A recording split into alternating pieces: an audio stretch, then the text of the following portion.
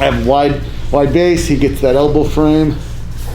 I'm going to draw that elbow out. I'm gonna get to my first windshield wipe, a little wrist lock there. Now I'm gonna isolate and transfer my leg over to the other side. All right.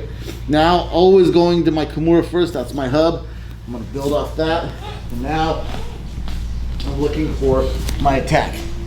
Now, if I can't get that arm free and I don't feel like going for an arm bar, all I'm gonna do is shift all my weight to my left leg, and I'm gonna slide my chest behind. And what I'm gonna do is, instead of going behind for the back, I'm gonna go in front of the head. Okay?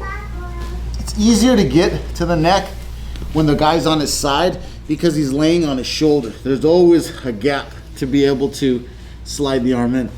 When the guy's head's on the floor and he keeps his head really pressed on the floor, sometimes it's hard to get the arm in. So, and this arm probably wouldn't be laying out here. It'd be kind of fighting, defending this arm here, so I'd get a clearer line, right? So from here, I go through. Now, when I put my arm through, I want to kind of really extend my arm as much as I can, kind of like I'm doing a darts choke. And I don't want to be belly button into his ear. I want to slide, kind of shift my right hip to the mat and bring my right lat to his ear. Here, right? I want to get as deep as possible.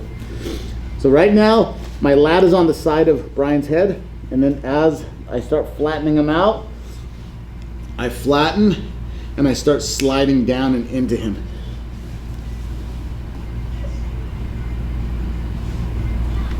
Right?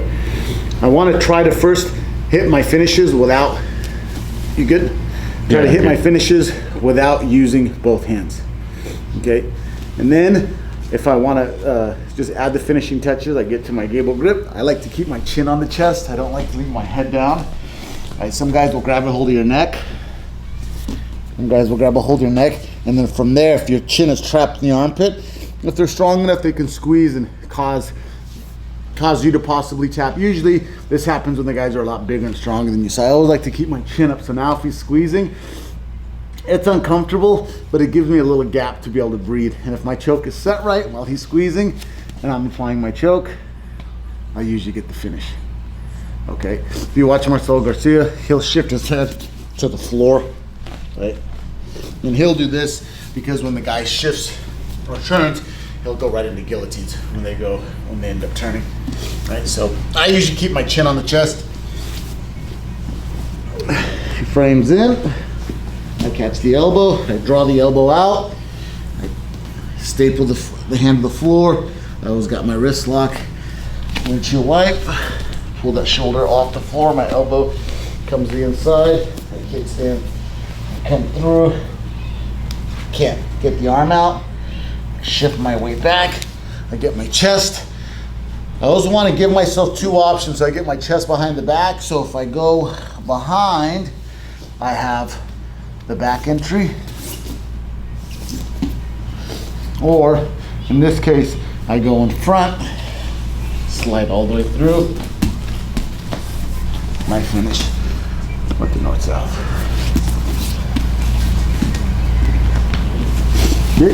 If he starts turning into you, right, which is the defense, and you feel like you're kind of losing it, you can start kind of rolling your lat into his head, into his face at a 45 to regain it. So what I mean by that is I'm not necessarily just going this way, I go up.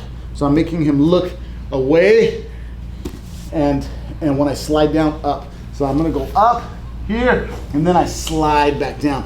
This causes him to look away, and then as I start sliding into the choke, it draws his head up. So he's got his chin in to me. I'm gonna get on my toes, use my lat, and then I slide back down. And then it gets real tight. Right, I'll add the finishing touches. Don't leave your feet close. You might get rolled. Try to keep nice wide knees. Squeeze. All right, any questions? Anybody need me to do it again? All right, 1, 2, 3.